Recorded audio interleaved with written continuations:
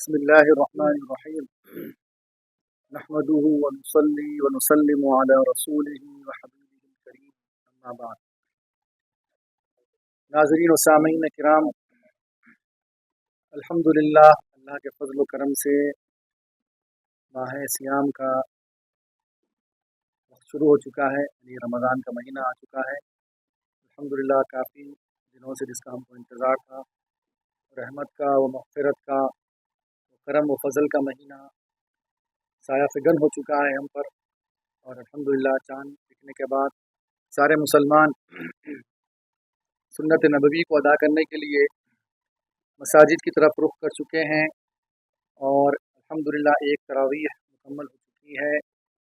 تاریخی مکہ مسجد میں الحمدللہ یہاں پر جو ایک دہے کا جو انتظام کیا گیا ہے، اس کا پہلا دن آج گزر چکا ہے، 3 پارے الحمدللہ مکمل ہو چکے ہیں، اور ہزاروں فرزندان توحید نے تاریخی مکہ مسجد میں نماز تراویح کو جوش انداز میں ادا کیا ہے۔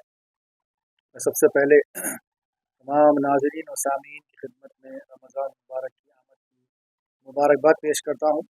اللہ سبحانہ و تعالی ہم سب کے تمام گناہوں کو معاف کرتے ہوئے رمضان کے اس مقدس مہینے میں کما حقہ ہم سب کو عبادتیں کرنے کی توفیق عطا فرمائے،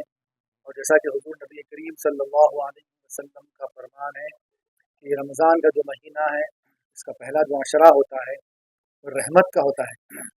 یعنی اگر ہم اس مہینے میں کامل طور پر اللہ کی عبادتیں کرتے ہیں، اس کا قرب حاصل کرنے کے لیے رات میں قیام کرتے ہیں، اور جیسا کہ بتایا گیا ہے کہ اس عشرے میں ہم کو عبادتیں کرنے کی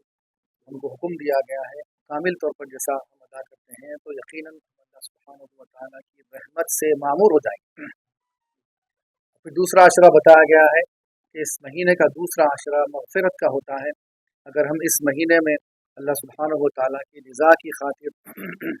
تراویح پڑھتے ہیں، نماز تہجد کو ادا کرتے ہیں، اور دن میں قرآن مجید کی کثرت سے تلاوت کرتے ہیں، ذکر و اذکار کرتے ہیں، اور پھر اللہ کی رضا کے لیے ہم روزہ رہتے ہیں اور پھر افطار کرتے ہیں، اس کے موقع پر ہم اللہ کے لیے دعائیں کرتے ہیں، اللہ کی بارگاہ میں دعائیں کرتے ہیں، تو یقیناً اس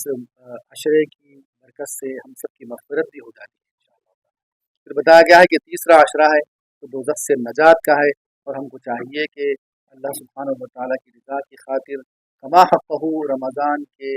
اس تیسرے عشرے میں کثرت سے عبادت کریں، کوئی فرض اور واجب یہاں تک کہ نفل بھی ہم سے کوئی چھوٹنے نہ پائے۔ اور پھر اس عشرے میں خصوصیت ہے کہ اس عشرے میں اللہ سبحانہ و تعالیٰ نے ایک ایسی رات کو ہمارے لیے نصیب فرمایا ہے جو 1000 راتوں سے افضل ہے، اور پچھلے کسی نبی کی امتوں کو ایسی مقدس رات کا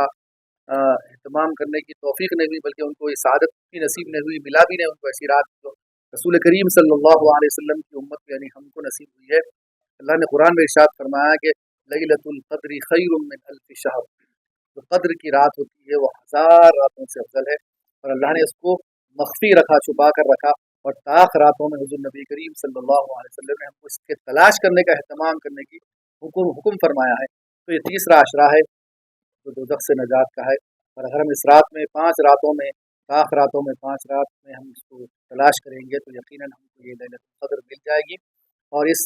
رات کی برکت سے اللہ سبحانہ و تعالیٰ ہم سب کو دوزخ سے نجات دے گا اور دوزخ سے ہم سب کو دور فرما دے گا۔ تو یہ بابرکت مہینہ ہے، اور یہ بابرکت مہینہ آ چکا ہے الحمدللہ، اور تمام مسلمان اللہ اس کے رسول کی رضا کی خاطر عبادتوں میں مصروف ہو گئے ہیں۔ میں اللہ سبحانہ و تعالیٰ سے دعا کرتا ہوں کہ اللہ سبحانہ و تعالیٰ ہم سب کی عبادتوں کو کامل طور پر ہم سب کو کرنے کی توفیق عطا فرمائے، اور ہم سب کی عبادتوں کو اپنی بارگاہ میں قبول فرمائے۔ ٹوٹے پھوٹے جو روزے ہم سے ہوں گے، اللہ سبحانہ و تعالیٰ ہم سب کے ان روزوں کو، تراویح کو، نماز تہجد کو، ذکر و اذکار کو، خصوصاً جو افضل العبادت ہے قرآن کی تلاوت اور سماعت، یہ ہم سب سے اپنی بارگاہ میں قبول فرمائے۔ اور میں تمام مسلمانوں سے گزارش کرتا ہوں کہ اس پرمسرت مہینے میں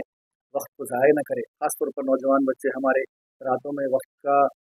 ضیاع کرتے ہیں، ہوٹلوں میں بیٹھتے ہیں اور دیگر مشاغل میں رات گواتے ہیں، اور دن میں بھی کافی دیر تک سوتے رہتے ہیں،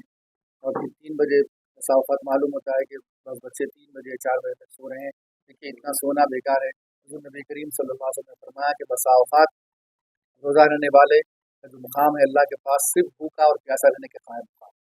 और अगर इस तरीके से हम रात में जागते हैं और रियाकारी और दिखावा अगर हमारी इबादतों में होता है तो अल्लाह सुब्हानहू व तआला के पास हुजूर ने फरमाया है कि वो रात का जागना कोई इबादत और उसकी कोई रियाजत अल्लाह की बारगाह में कबूल नहीं होगी, बल्कि यूं ही जागने के कायम मुकाम उसका जागना हो जाएगा। तो ख़ासतौर पर नौजवान मुसलमान हमारे इससे इज्तनाब करें। अगर आपको जागना नहीं है तो खामोश सो जाएं, और रोज़ेदार का सोना भी इबादत है, तो वक्त को बेकार न करें। और दिन में अगर सोना भी है तो एक वक्त तक सोकर फिर उठ जाएँ और ज़ोहर की नमाज़ को अदा करें और फिर 5 वक्त की नमाज़ को पाबंदी से अदा करें। एक और बात भी ख़ास तौर पर मैं बता दूँ कि इस महीने में अल्लाह सुब्हानहू व तआला का करम और फज़ल है हम पर कि हुज़ूर ने फरमाया कि इस मुतबर्रिक महीने में जो अगर आप नफिल अदा करते हैं तो वो फ़र्ज़ के कायम मुकाम है, और फिर कोई फ़र्ज़ अगर आप अदा करते हैं तो अल्लाह की बारगाह में 70 फ़र्ज़ का दर्जा उसको अता किया। ये भी ख़ास महीना है, ये ख़ास रहमत और करम का महीना है। तो मैं तमाम मुसलमानों से गुजारिश करता हूँ जो देख रहे हैं सुन रहे हैं, इस महीने को गनीमत समझें और अल्लाह का क़ुर्ब हासिल करें और इस्तिग़फ़ार करें, कसरत से अल्लाह का ज़िक्र करें, नमाज़ों की पाबंदी करें, बाजमात नमाज़ को अदा करें, तरावी को न छोड़ें। तारीख़ से लेकर चांद रात से लेकर ख़त्म रमज़ान तक हर रोज़ 20 रकात नमाज तरावी पढ़ना सुन्नत मुअक्कदा है, बल्कि वाजिब के करीब है। एक दिन भी अपनी तरावी को न गंवाएं और कसरत से कुरान मजीद की तिलावत करें, कसरत से अल्लाह का ज़िक्र करें और कसरत से इस्तिग़फ़ार करें, और यकीनन हमको अल्लाह सुब्हानहू व तआला अपनी मग़फ़िरत के साये में हमको यकीनन जगह अता फरमाएगा। और दुआ करता हूँ अल्लाह सुब्हानहू व तआला कि हम सबको इस माह मुक़द्दस में हम सब की सेहत व आफ़ियत अता फरमाते हुए हम सबको तमाम इबादतें करने की तौफ़ीक़ अता फरमाए, और हम सब को सेहत व आफ़ियत के साथ तमाम रोज़े कामिल तौर पर अदा करने की और उनको तौफ़ीक़ अता फरमाए। वसल्लल्लाहु तआला अला खैरि खल्क़िही सय्यिदिना मुहम्मद व अला आलिहि व अस्हाबिही अजमईन। अल्हम्दुलिल्लाह। अगर एक चीज़ देखी जाती है कि पहले अशरे में तो बाबू दाखिले तक तो पूरी पब्लिक रहती है, लेकिन जब दूसरा अशरा तीसरा अशरा होता है 1 या 2 सप्ताह में ही जो है ना मुसल्ली सिमट जाते हैं, ऐसा कि देखिए ये हम हमेशा बताते हैं पहले अशरे की अहमियत ज़्यादा थी। कोई नहीं, रमज़ान के पूरे महीने में तरावी हर मुसलमान, सेहतमंद मुसलमान और मर्द और औरत, औरतों पर भी नमाज़ तरावी सुन्नत मुअक्कदा है, तो अपने घरों में पढ़ेंगी और पर्दे के साथ अगर कहीं मौका मिलता है तो बापर्दा पढ़ेंगी, लेकिन बेहतर ये है कि घर में पढ़ना है उनके लिए बेहतर है। और मर्द हज़रात मसाजिद को आएंगे, और मैंने पहले ही कहा है कि जैसे ही चाँद दिखता है रमज़ान का, तरावी का वक्त स्टार्ट हो जाता है कि इशा की नमाज के बाद 20 रकात नमाज तरावी पढ़ना हर सेहतमंद मुसलमान मर्द और औरत पर सुन्नत मुअक्कदा है। यानी ऐसी सुन्नत जिसको हुजूर ने ताकीद से करने का हुक्म दिया है, और ख़ुद भी